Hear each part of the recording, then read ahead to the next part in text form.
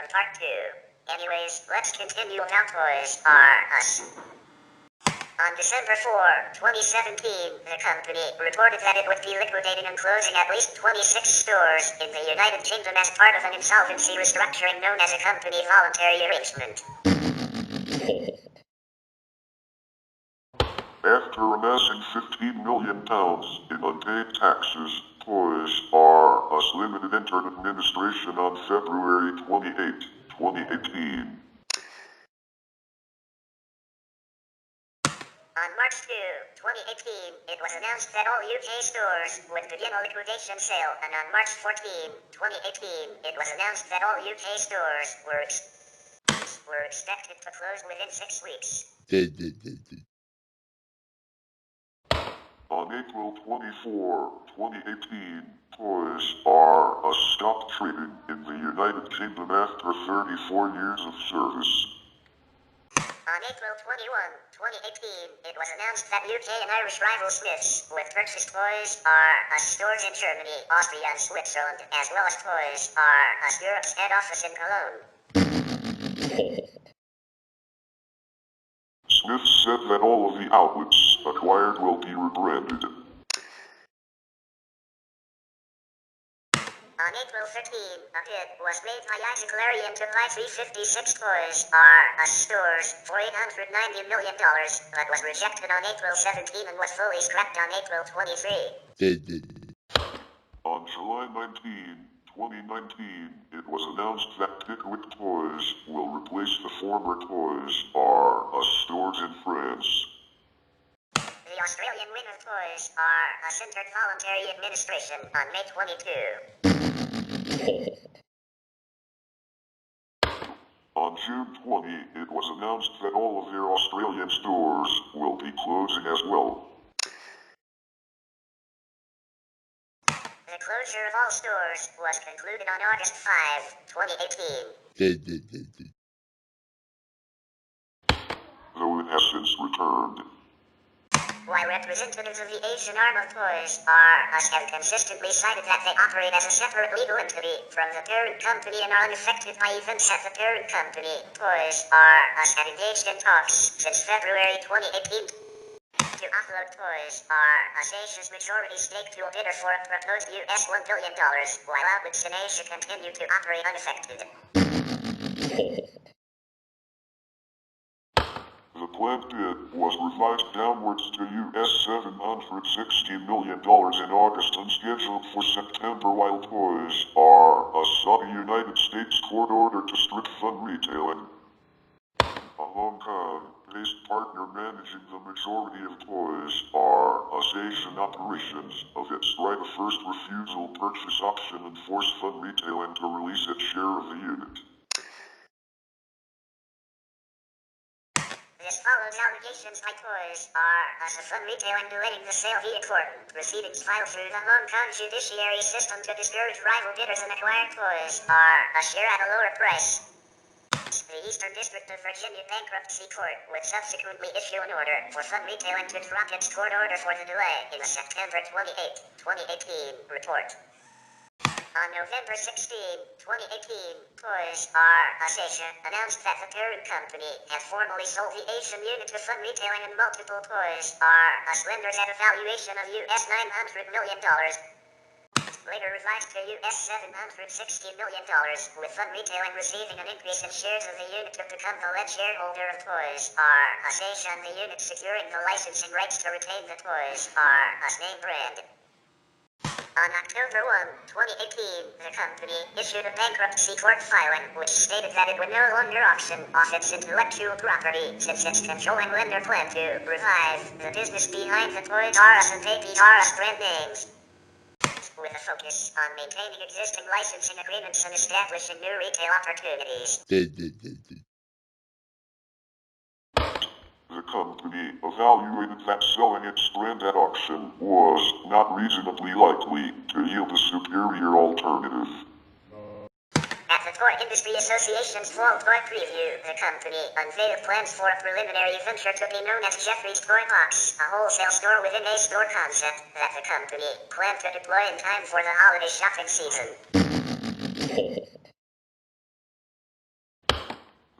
company planned to revive the Toys R Us and Babies R Us brands in the future.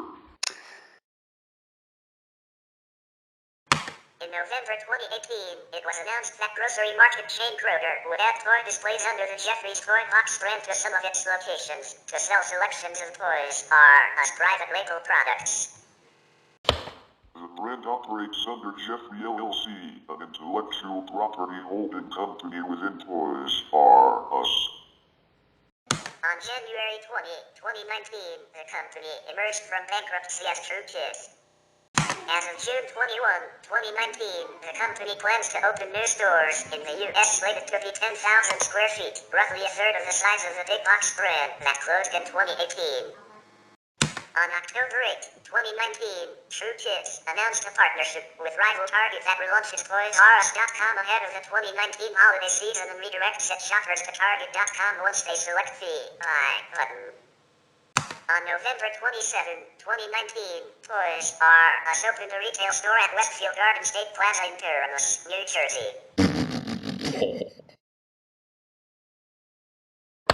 On December 7, 2019, a second location was opened at the Galleria in Houston, Texas.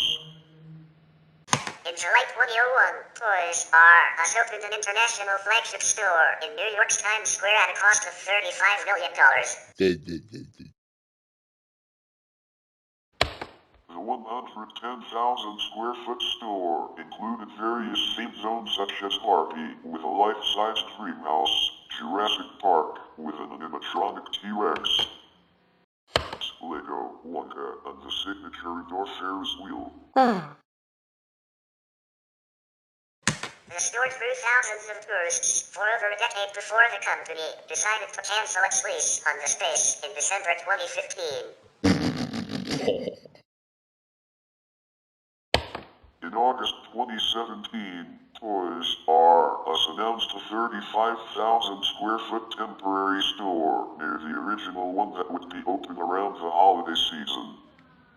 The flagship store also served as a gaming destination, partnering with Microsoft to be the world's first location to launch the original Xbox console on November 15, 2001.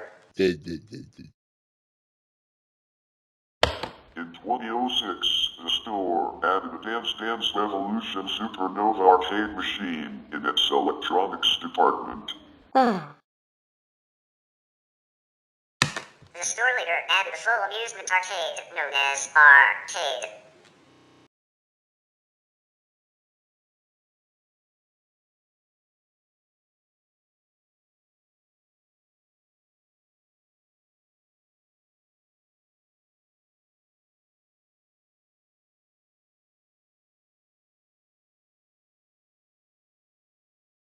Since 2004, Toys R Us has partnered with the Toys for Tots Foundation to serve as a donation site for anyone donating unwrapped toys or monetary gifts.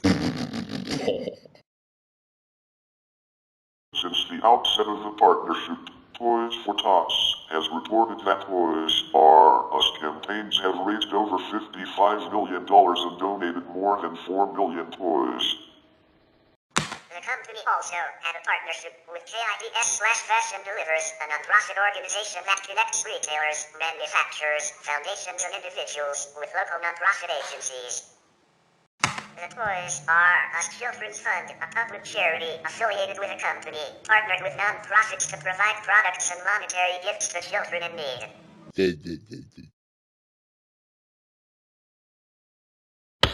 Toys R Us Children's Fund has contributed over $7.6 million to Save the Children initiatives in the wake of natural disasters like Hurricane Sandy, and in 2016, the charity gave a $1 million grant to give kids to the World Village.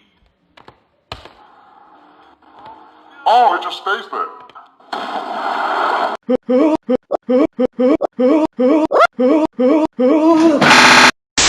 In 2017, the company launched a short-lived philanthropic campaign with St. Jude Children's Research Hospital. On April 11, 2011, Toys R Us announced that it planned to cover 70% of the roof of its distribution center in Flanders, New Jersey, with a solar installation.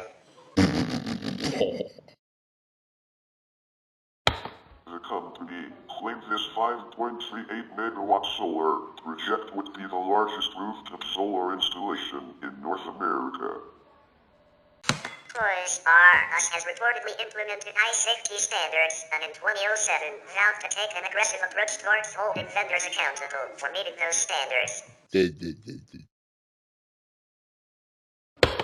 Former Chairman and CEO Gerald L. Storch, testifying before the Senate Appropriations Subcommittee on Financial Services and General Government on Toy Safety in September 2007, said he supported new legislation strengthening toy safety standards and outlined new initiatives the retailer had set forth to ensure that its customers receive timely information on recalls, including a new website.